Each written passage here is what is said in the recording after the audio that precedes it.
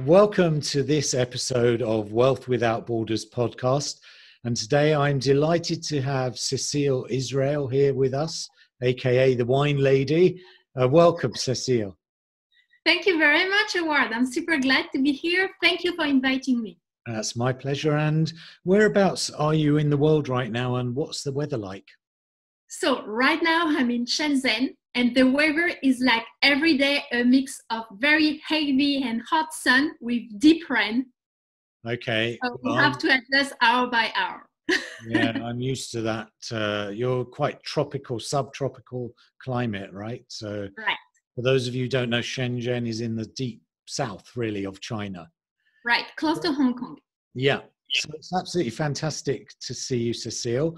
For those of you who don't know Cécile Israël, she is a.k.a. the wine lady, and she's the founder of a company with a wonderful name, Easy Bacchus, Bacchus, the god of wine. And that's a wine and tech company. And that aims to make wine, if I'm right, easy and fun for everyone, Cecile. Right, especially for China. Fantastic. And so we thought the title would be good, which is How to Make Wine Accessible with the Wine Lady. So that's pretty straightforward.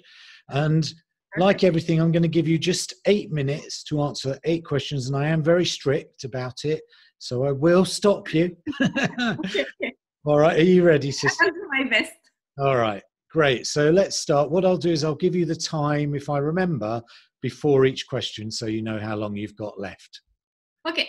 All right. So off we go. So question number 1, who is your ideal client?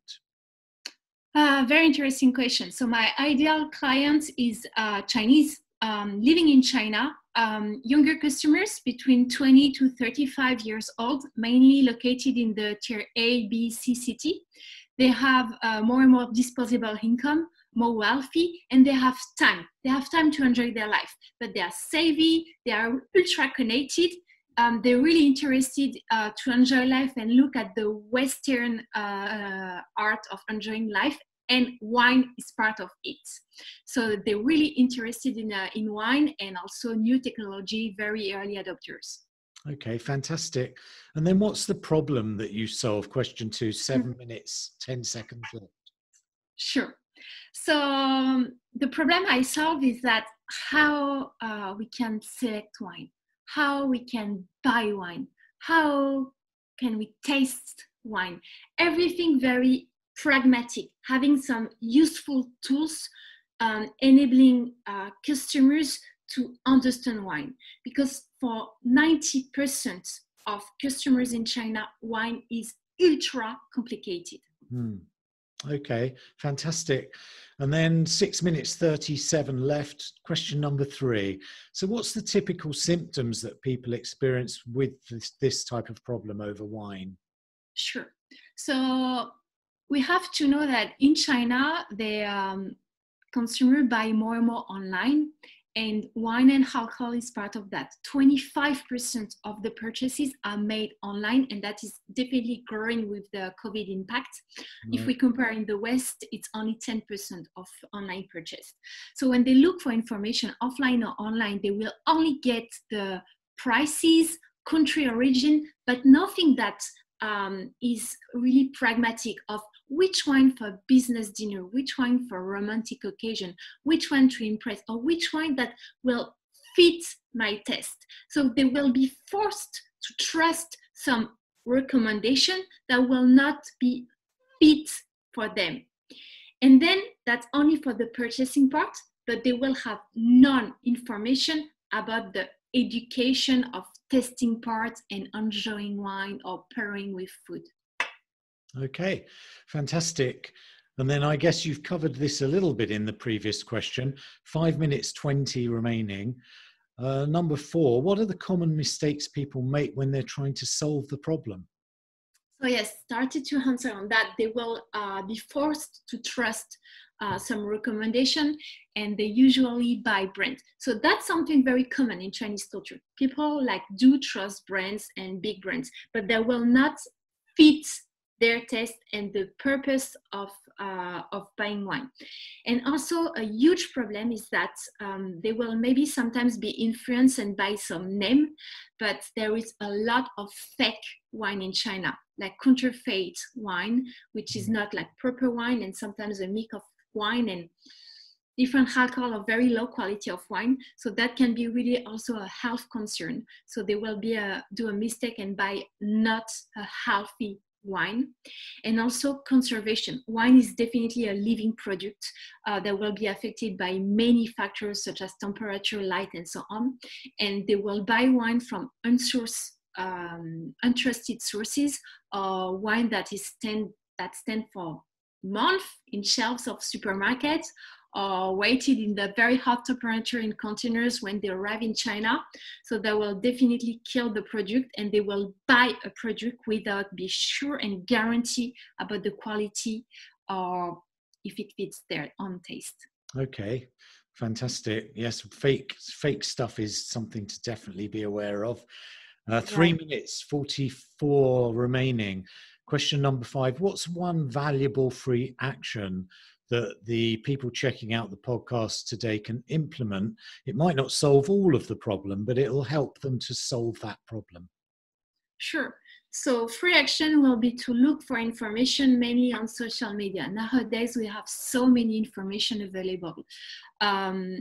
I'm speaking in the West, but also in China, of course, in proper Chinese social media, but people can find information from maybe small influencer that will be really dedicated for their communities, trying to help them, trying to engage with them, trying to bring value to them, and they can look at that and learn some really pragmatic, easy, and free tools to select and enjoy the wine.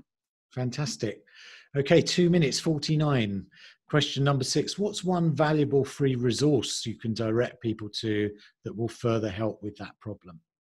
Sure. So that leads also to from my previous question. I do provide free online content on social media. So I have a part of my activity which is dedicated for brands like B2B business, and I do provide a lot of wine content from LinkedIn. Then dedicated to the end consumer in China, I do provide a lot of content for two main social media on Weixin, so WeChat, but also on Douyin, and more on Xiaohongshu Red, which is another app for influencer and to find information on lifestyle topics. Okay, and we'll put those links into the show notes if that's okay with you. All right, 1 minute 55. Question number 7. What concept or book or program or talk has been most impactful in your experience? Okay, so that's something, of course, very known, I'm sure, for most of you, most of the audience, but something that really impacted me and that do impact me every day is the why topic and talk from Simon Sinek. So everyone know Simon Sinek, so famous like author, and that did many TED Talks and so on. But we have to keep that in mind. For why are we doing that? And the why and the value that we want to offer is also differently perceived by Chinese market. So we have to understand which value they perceive, which value are important for them, and they also have different way to communicate. So we really have that adaptation, which is super important, and the way we will communicate our value and the why we are doing that, and then how and what, as to fit with the Chinese mindset. Okay, fantastic. Good old Simon. The why and the way is very important. Just 44 seconds left. Question number 8. What one question should I have asked you that I didn't that would give great value to our audience?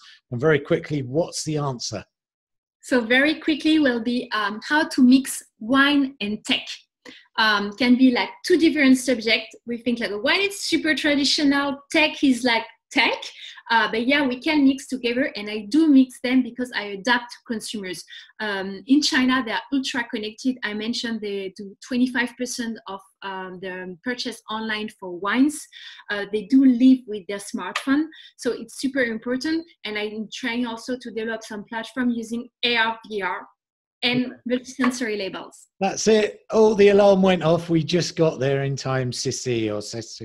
Thank you so much for taking us very quickly in 8 minutes through the entire world of wine. Very strict. Very strict. Thank you very much. Thanks to you. Many thanks for checking out Wealth Without Borders podcast. I'd love you to head over to iTunes, subscribe, and leave us a review. And if you'd be kind enough to do that, I would really appreciate it. And then if you want to know more about what I do, check out wealthwithoutborders.net.